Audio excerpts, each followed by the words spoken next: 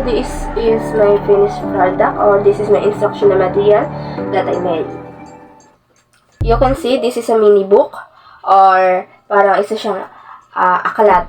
Dahil yung nilalaman po nito is all about Bundokan Laon, o isang maikling kwento ng Bundokan Laon na mga Bisaya. So my subject matter is Filipino, and ang target kong grade is grade 7.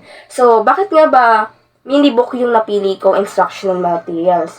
Kasi they are fresh pa yung brain nila from elementary level.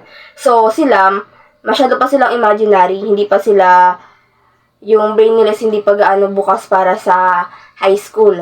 So parang may process, 'di ba, yung kada level para mas umangat yung learning nila. So ginamit ko tong mini book kasi kahit papaano is may kaugnayan pa rin naman siya dun sa mga parang ginagamit na instructional material na colorful doon nung elementary.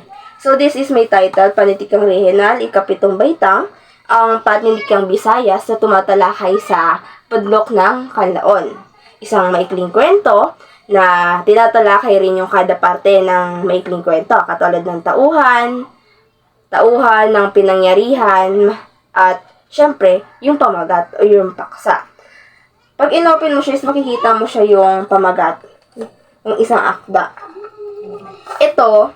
Ito yung pamagat o magiging halimbawa para sa mga bahagi ng isang maikling kwento.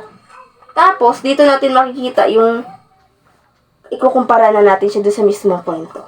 Next is tauhan. Ito isang halimbawa ng mga tauhan. At ito, sa kabila naman, andito yung mga tauhan mismo doon sa kwento ng Bundokan Laon. Next is tagpuan. Ito ay isang halimbawa din ng isang tagpuan o yung pinangyarihan ng kwento. The next is, ito naman yung mismong pinangyarihan ng kwentong Bundokan Laon. Ito lang yung nilalaman ng aking instructional material kasi yung purpose lang naman nito is para mas maunawaan nila o mas maintindihan nila mismo yung lesson sa kanila. Kasi minsan, kapag sinabi lang natin, may mga bahagi ang isang maikling kwento, yun ang tagpuan, tauhan. Pero minsan wala naman silang idea kung ano ba talaga yun. Para mas maunawaan nila, may picture silang makikita. Mas malinaw.